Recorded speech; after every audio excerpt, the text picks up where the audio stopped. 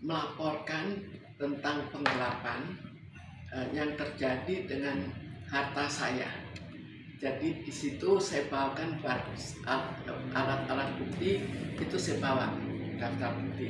Jadi di sini mulai dari aktenya sampai pada proses pengadilannya, surat pengadilan, sampai pada bukti bahwa saya ini memang memiliki dan itu hilang.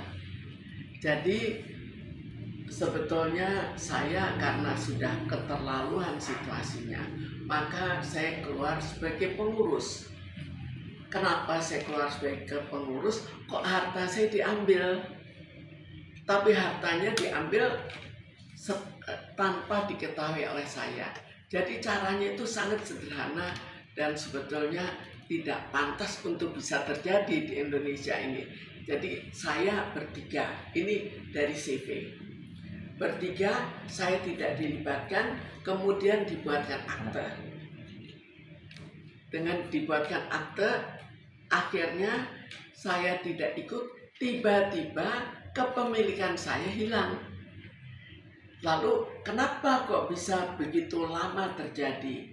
Kita bayangkan bahwa dari awal memang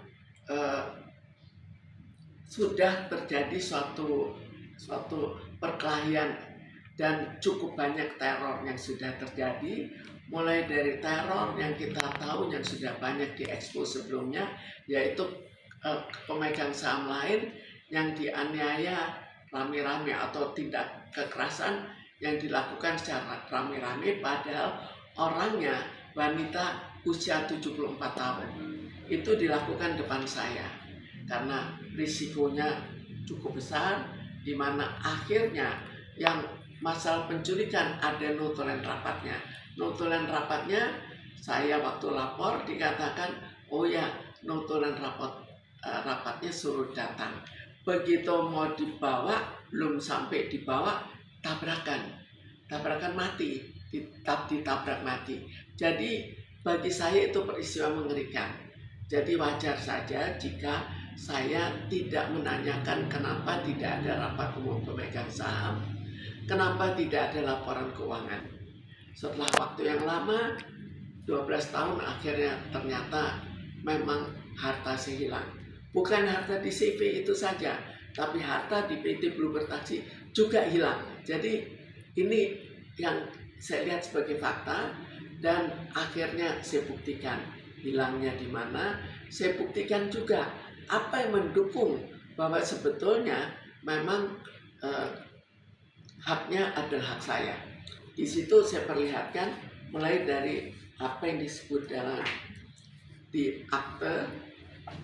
Jadi di sini ada akte dengan semua peraturan-peraturannya, pembuatan akte, dan peraturannya itu cukup jelas bahwa ada namanya pengurus dan ada nama pesero atau seperti pemegang saham. Kalau kita keluar, di sini ada jelas sekali. Kita keluar itu bukan berarti bahwa kita harta kita harus kita serahkan. Tapi di sini kenapa kok harta diserahkan? Harta diambil bukan diserahkan. Jadi terjadi penggelapan saham. Kemudian kita lihat lagi bahwa saya mundur dengan cara yang sangat jelas, pengunduran diri sebagai pengurus ini melalui Pengadilan Negeri Jakarta Pusat. Jadi sebetulnya jelas tidak ada yang secara lisan. Kemudian kita lihat lagi dari Pengadilan Negeri Jakarta Pusat, Jakarta Selatan juga sama. Di sini pengunduran diri dari pesero pengurus. Jadi saya sebagai pengurus keluarnya. Kemudian kita lihat lagi permintaan saya. Saya perjelas lagi. Saya keluar sebagai pesero pengurus dan ingin menjadi pesero komanditer. Namanya pesero komanditer. Jadi saya tetap sebagai pemilik. Jadi sampai saya pertegas saja masih diambil juga. Lalu diambilnya bagaimana? Melalui akte notaris. Akte notaris itu tidak melibatkan saya. Ini tidak ada nama saya. Nama Chandra itu kakak saya dan Purnomo itu adik saya. Jadi dengan tidak mencantumkan nama saya, mereka akhirnya berbuat seenaknya. Tiba-tiba harta saya hilang. Di sini hilang. Jadi sebelumnya mereka sudah mengakui kita sama-sama memiliki. Tapi akhirnya khusus nama saya dihilangkannya di sini. Dengan alasan bahwa memang begitulah peraturan, tapi kenapa saya nggak dikasih tahu bahwa itulah peraturannya? Tiba-tiba saja mereka hilangkan. Karena saya kan nggak ada. Jadi mereka mau mengatakan, rumah saya juga disita ya itu terlalu menyolok karena nanti akan ketahuan. Tapi kalau sekedar harta saya hilang kan nggak ketahuan. Ketahuannya belakangan sekali. Kenapa ketahuan? Jadi mereka Bluebird akan menjual saham ke masyarakat. Karena itu harus dibuat akte resmi. Seandainya Bluebird tidak menjual saham ke masyarakat, maka seumur hidup saya tidak tahu bahwa harta saya sudah tidak ada. Ini bisa kita lihat bahwa memang harta saya sudah hilang. Di sini hanya ada 2 orang, nama saya tidak ada. Ini tahun 2001, jadi lama sekali. Kemudian kita lihat lagi, ada di sini bisa kita lihat bahwa saya menjelaskan bahwa saya pemilik resmi. Di Bluebird juga, di sini ada Bluebird, di sini melalui CV saya sepertiganya. Jadi saya pemilik resmi dari PT Bluebird Taksi sebanyak 15%. 15% adalah hak saya.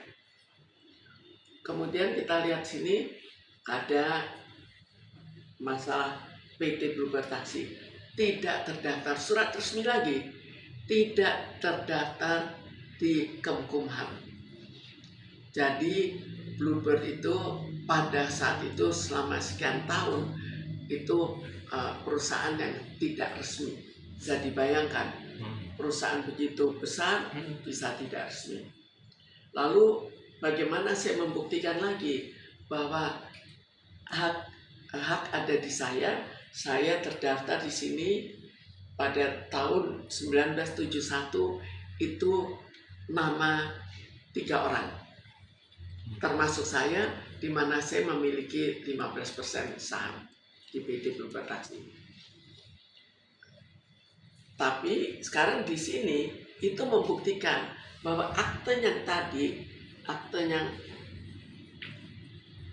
ini sebetulnya tidak sah. Jadi dari pemerintah sebenarnya tidak salah. Tidak salahnya kenapa? Dia sudah mengatakan kok ini tidak diakui. Tapi walaupun tidak diakui, semua berjalan di mana akhirnya dilanjutkan lagi dengan akte lagi. Akte itu dipindahkan lagi sahamnya sehingga pindah-pindah akhirnya hilang semua. Di sini dikatakan dari CV dinaikkan tingkatnya, peningkatan status. Tapi dari Kemkumham mengatakan ini didirikan pendirian baru. Jadi dengan mudahnya semua kata-kata itu diingkari dan dibuat ya seenaknya saja. Lalu ada salinan akte di mana di sini jelas sekali bahwa semua berubah, saham berubah menjadi saham bukan dari saya. Itu yang terjadi. Tapi ada beberapa hal yang sangat kuat, yaitu pertama dari akte saya dari awal, kemudian surat dari Pengadilan Negeri Jakarta Pusat, surat dari Pengadilan Negeri Jakarta Selatan, lalu surat dari tempat registrasi saham. Jadi kalau kepemilikan di CV, diregistrasinya di Jakarta Pusat.